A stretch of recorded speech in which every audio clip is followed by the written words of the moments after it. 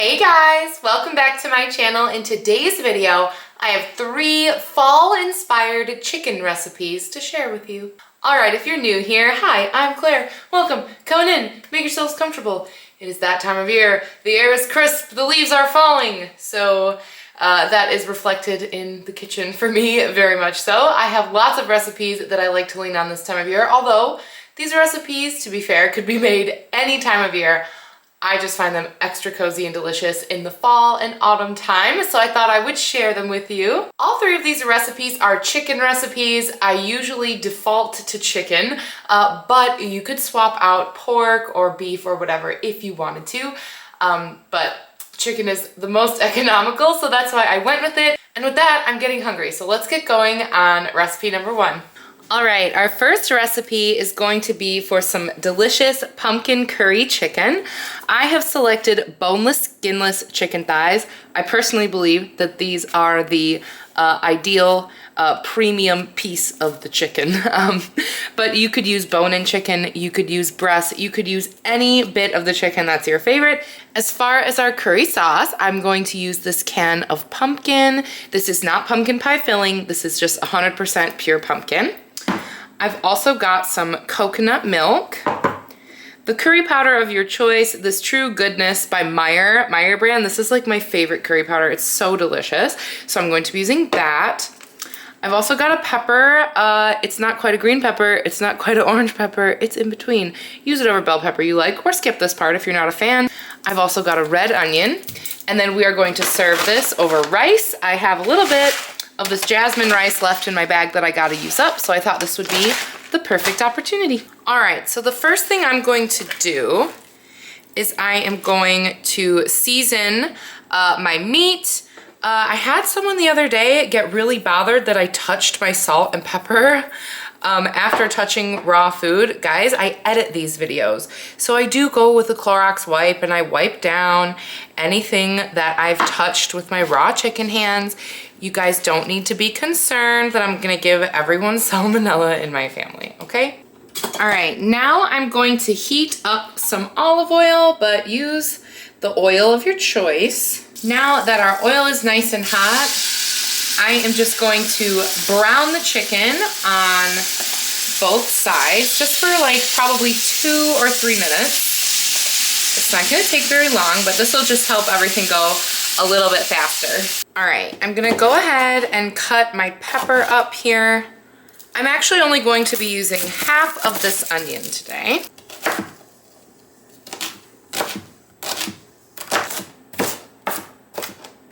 All right, I'm sure you can hear that chicken sizzling in the background, but while that's browning, I'm gonna go ahead and mix up some of these ingredients here. I'm gonna put my entire can of pumpkin puree in a bowl. And then I'm going to add my whole can of coconut milk. Woo! Got a little out of control.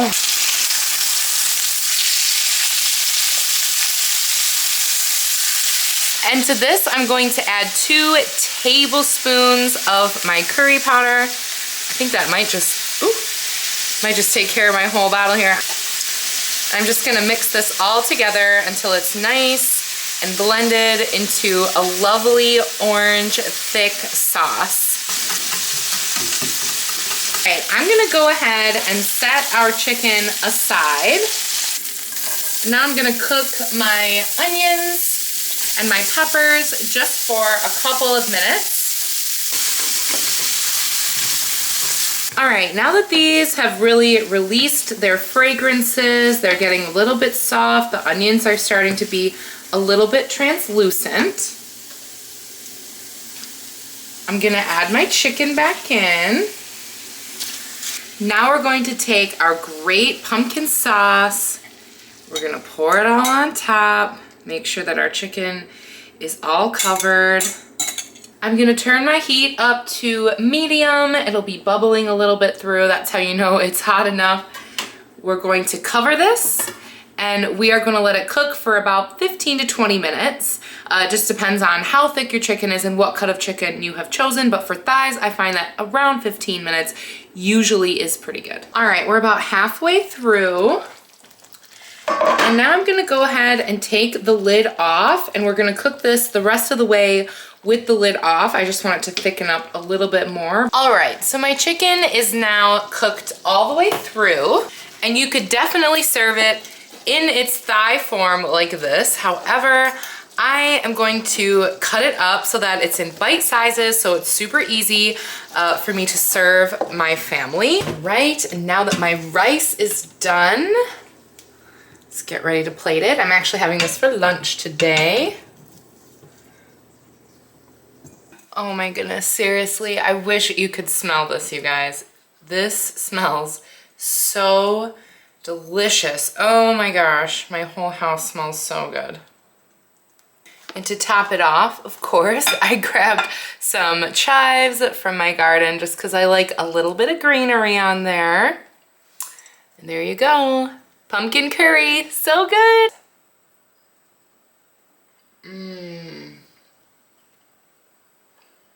It's so good. All right, time for our next recipe. We are gonna make some delicious butternut squash, chicken, and pasta. First of all, I've got this butternut squash that's from my garden. I love having a huge harvest of these. Pasta of your choice. I also have some olive oil, some heavy cream. As far as spices, I'm going with garlic powder, cayenne, and some rosemary. You could use fresh garlic, but I didn't have any on hand, so I'm just using powder. I also have a bit of a red onion, but you know, whatever onion you got. You could also just use onion powder. This is a pretty flexible dish. I also have salt and pepper. And as far as our chicken goes, I have like half of a rotisserie chicken and I just needed to use it up. So use whatever chicken you have. If you have breast, cook the breast. If you've got legs, cook the legs. If you have leftover rotisserie chicken, or maybe you just bought a rotisserie chicken and you want to improve it, this is a way to do that.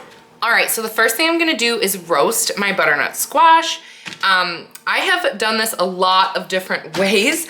I have peeled it, I have boiled it, I have roasted it, and I found this method to be the easiest way to easily cook a butternut squash. So what I'm gonna do is just cut it in half, and I'm gonna leave it completely intact here. I'm not gonna scoop any of this out. All I'm gonna do is take some olive oil, drizzle it on top. I'm gonna be generous with the salt and pepper. And now I'm gonna flip these over, and I'm gonna pop this into a 425-degree oven for about 45 minutes. All right, while that's cooking, I'm gonna go ahead and cut up my onion. Honestly, you guys, this is just obviously a leftover onion that I have. So, you know, use what you got. I'm all about using what you already have. And for me, that is just this bit of red onion. Please, I know, don't come for me about how I'm cutting it. I have really sensitive eyes, so I just like haphazardly cut onions as quickly as possible so that I don't blind myself with pain. Next, I am going to heat up a little bit of olive oil, and we're just gonna cook these onions a little bit. Throw them in just like so. And I'm actually going to do my seasonings now. I love throwing a little cayenne in this recipe. It definitely gives it a bit of spice without it being like overwhelming. I'm gonna do pepper, a little bit of salt, throw in my garlic powder. Do you see I'm really good at measuring? I've also got some rosemary. Now this is not fresh rosemary, this is from my garden. I just dried the last of it, I think like 2 days ago, so I've got a bunch of it in the pantry. I'm also gonna take this opportunity while everything is finishing up cooking to cut the breasts off of my chicken. You'll notice the wing and the leg is missing off this because that is what I ate for lunch yesterday.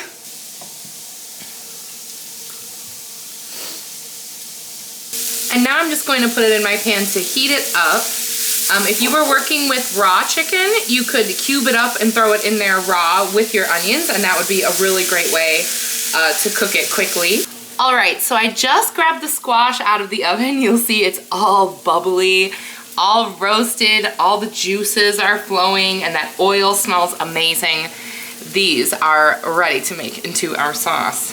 So I'm gonna go ahead and flip them over. They'll be really soft, and it'll be really easy to just scoop the guts right out. In order to blend this up, you're going to need either a blender or an immersion blender is my tool of choice when it comes to this. But you can just use a regular blender, that's just fine. So I'm gonna transfer it into here, but you know, just throw it in your blender if that's what you're using. And it's so soft, it'll just scoop right out of that skin. All right, all I have in here is just the squash, and I'm gonna go ahead and blend it.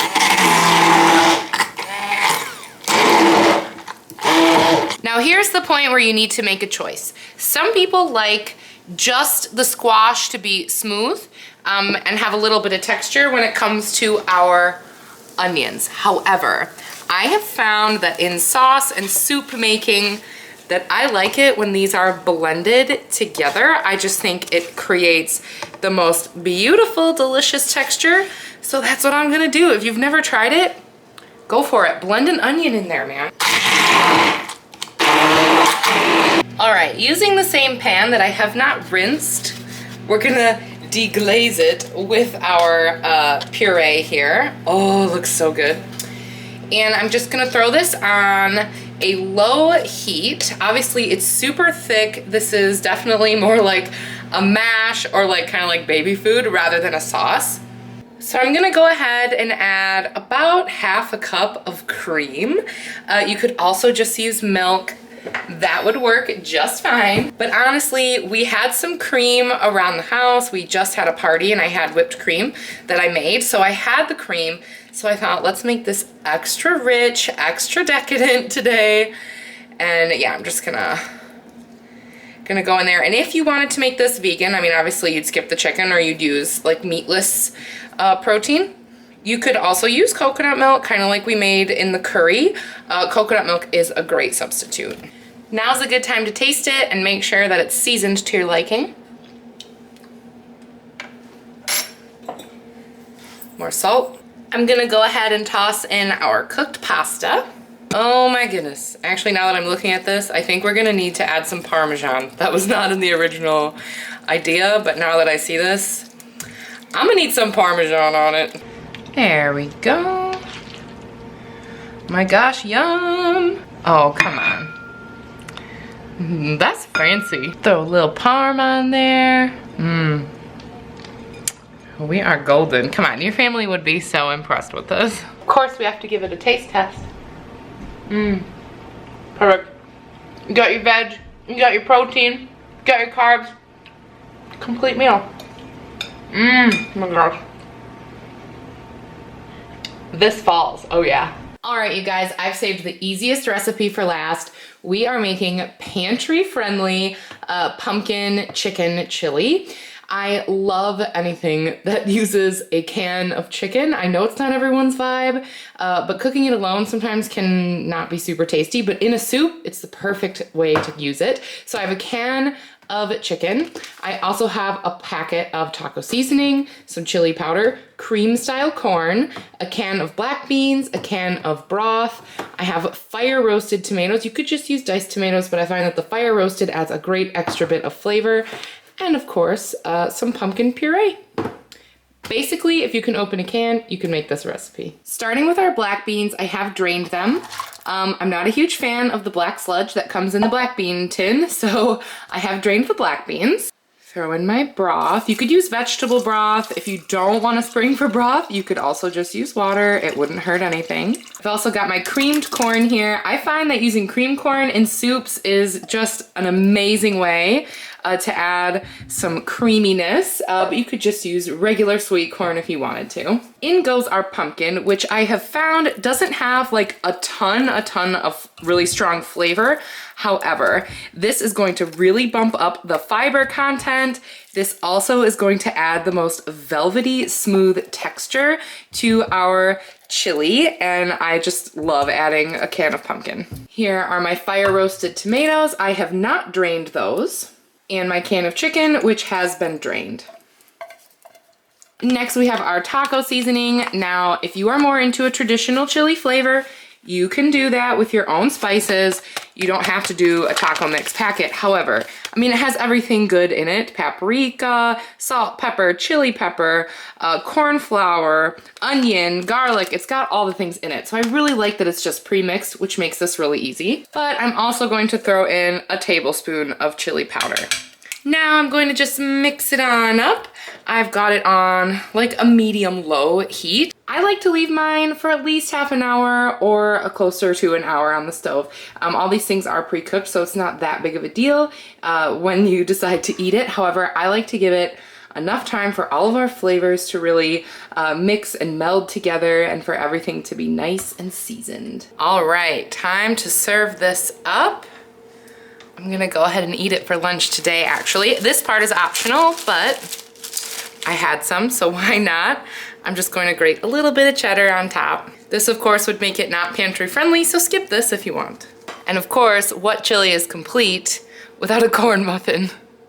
Really, I couldn't have made something more perfect today because, unfortunately, the Risper household has been hit with everyone's favorite virus. We're all okay, but